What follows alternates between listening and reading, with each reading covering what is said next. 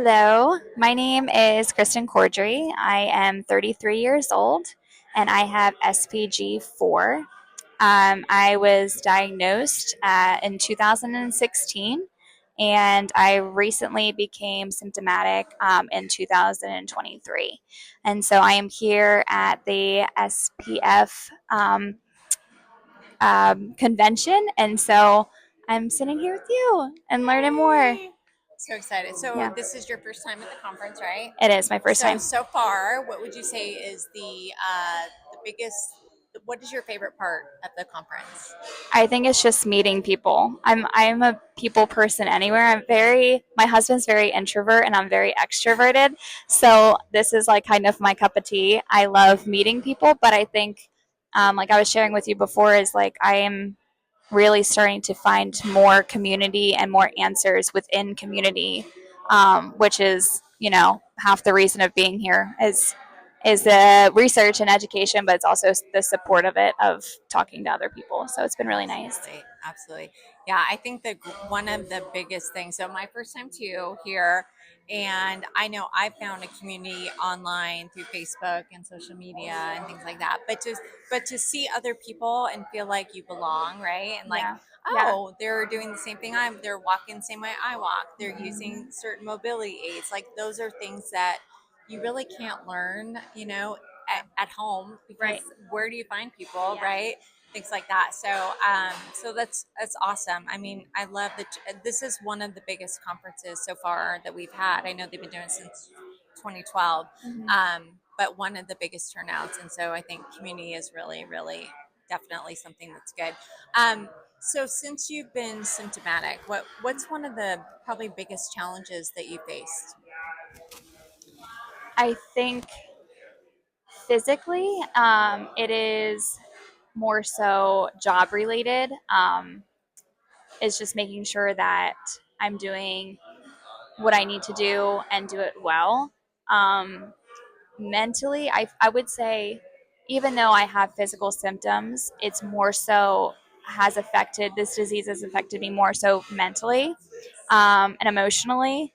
Um, Not knowing much about it and not having people to go to for the answers leaves you feeling very lonely.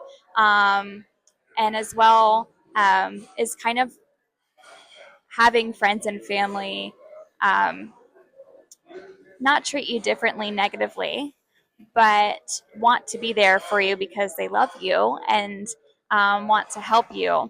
And so I am a very strong-willed woman, and I am very independent. So I want to do things on my own, and so the biggest thing I think is not feeling belittled or not feeling impaired in ways that I can't take on the things or responsibilities on my own. Um, but I don't know. It's a lot. I think the biggest thing though is answers. I think I just I feel a lot less alone here, Yeah. which is Oh, amazing. it's so good. Yeah. Um, but I have so many questions, and um, because it's a rare disease, all this is rare. There's things that people are still working on that don't. There's not Yeah. some things don't have answers, but there's meeting so many people. I'm starting to realize that there is quite a few answers Yeah. just by the local person next to me. You know what I mean? It's Yeah. just a person. It doesn't even have to be a doctor or a person. It's a No. person who's dealing with the same exact thing you're dealing with. So it's been really great. And we talked about that earlier. We learn so much from each other, because doctors, I mean, they know the science behind it, right? They know why the things happen, but how do you live with it day to day? Because that's more important, right? Especially, like, would it be great if they found a cure? Absolutely, right? But how do I get through tomorrow? How do I get through today?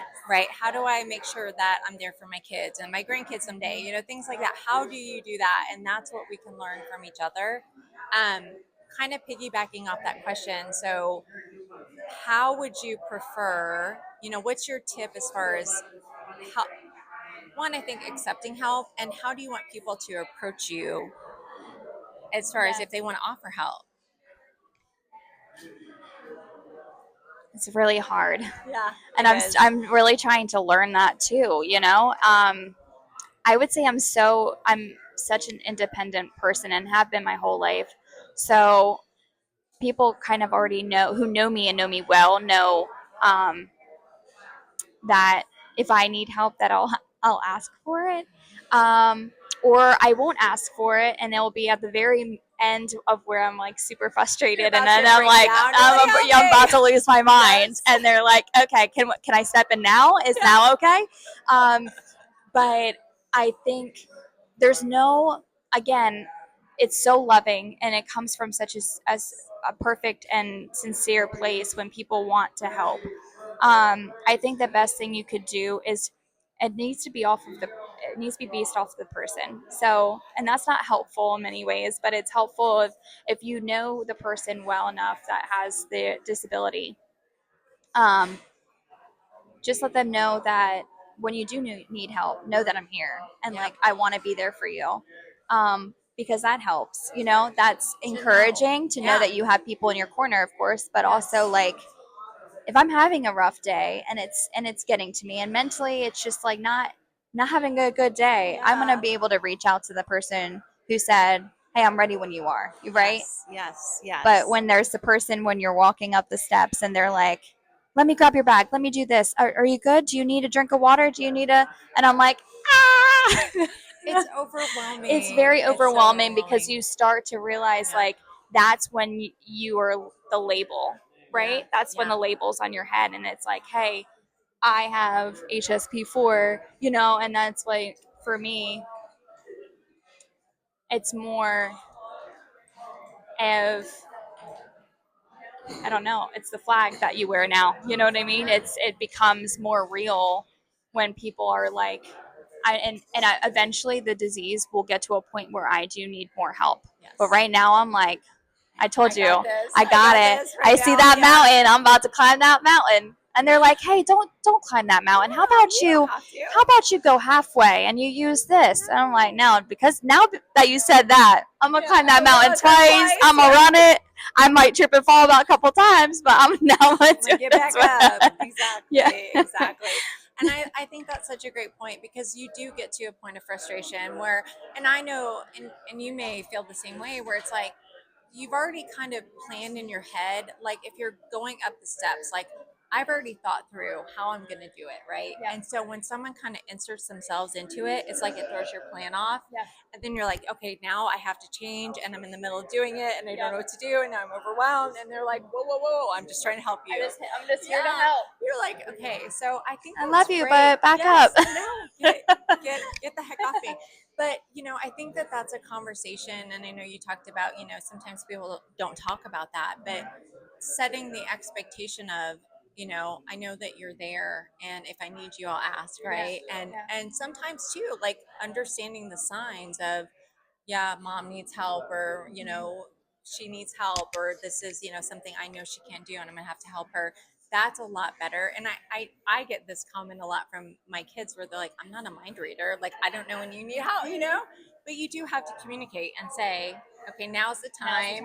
Now's the time. Yeah. Or what I've learned too, and this might be helpful, is when I go into a situation, especially unknown, I'll say, okay, here's the game plan, right? Mm-hmm. We kind of like huddle up. It's like, I mean, that's life, right? You huddle up and you say, here's what we're going to do. Okay, I'm going to use this mobility aid. I'm going to need you to do this. I need you to grab that. And like, we all have the game plan when I'm sitting and I'm rational and I can think through it. And then we have the game plan and then we go. And so it's like a team effort. It has to be, because you can't, you know, and I do think I'm fiercely independent too. And that's been one of the biggest challenges for me is accepting help.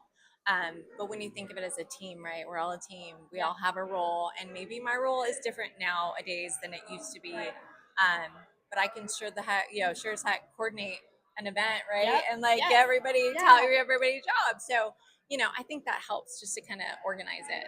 That's so awesome that you said that, because it just made me think. When I think of like asking for help or people asking for help, I never think of my kids. I always thought of friends, because so far it's only been friends. I have 3 children. Their ages 13, 6, and 3. And so they're not at the age of just my son really is. And he's not at the part mentally of like asking for those questions, but that's like super crippling and like mentally to think of like my kids are gonna one day ask like if I need help, and I know what that is because I was that kid my entire life with my mom with this disease. And I don't know why I never thought about it until really right now. But it's the same thing like with my husband. I'm like, when he looks at me and he's like, "Do you?" And I'm like, and he's like, "Never mind. You're good. You're good." You got the look. It's so, but making a plan, like my part of my job, my actual job is I do kids ministry and I do event planning, and so I can make a spreadsheet. Right. You know, I can do that. Yeah. And so I am, and we go by like our team, our motto in our household is we're Team Cordrey. And so when we do things together. And so like we show up. That's our thing. Like we are the people that show up for each other. Yep. And so it's it's so crazy to think like I'm telling you guys we show up for each other. Yeah. I'm telling you we're a team. And now I'm going to need to be at that point of like, yes, okay, so this day is going to be like this. And this is what mommy needs from all of you. Yes. That I need to do that in that way because that's who I am indefinitely. And I can still portray the same mom, but with different terms. Right? Right.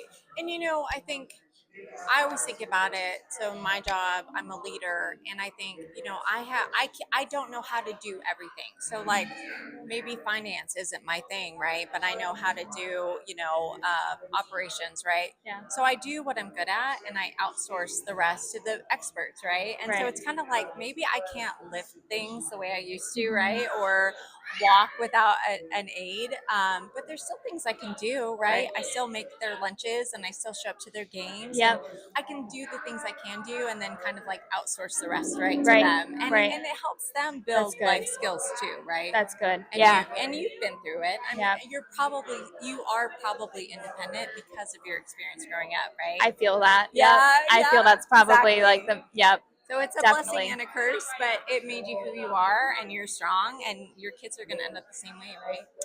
I hope so. Thank you. They will. So Thank awesome. you. Anything else you want to share?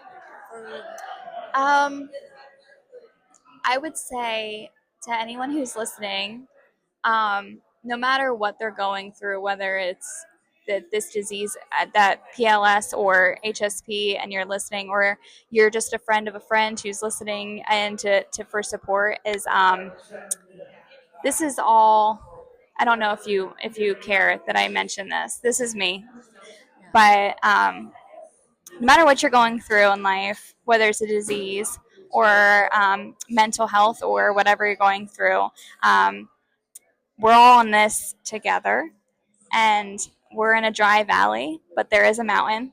I know we were talking about climbing that mountain, but there is a mountain in sight. And even if we don't get there physically, we can get there mentally, and we can do that together by community and uplifting each other. There is an end to pain, and there's an end to things. And at the end of the day, that's always been Jesus Christ for me. And thankfully, He has helped me more so in this than I've ever could have gotten any help from anyone else. He is, He's my savior, and He is gonna get me through this, whether I am completely healed or if I don't get healed at all. I know that He will use me. He could choose to heal me, and He could choose not to. And if He doesn't, that's okay. And I know that I'm still gonna love Him. I'm gonna still praise His name. And I know I could affect hundreds more people with two bum legs that I could ever with two normal legs. Absolutely. So I'm just thank you for letting me on this, and you're not alone. We're doing this together. Yes, and there's always hope. Yeah. That's the thing. And there's a purpose in everything, and you may not see it in the beginning, because I was there too, right, where you are, where it's like, why is this happening? Right. But there is a purpose in it, and I feel the same way. Like, God did this for a reason, and maybe it is. So we're sitting here today, right? Awesome. Talking. Right. I mean, so yeah, I agree. So Thank I'm you so so glad much. we got to talk. Yes. Thank you.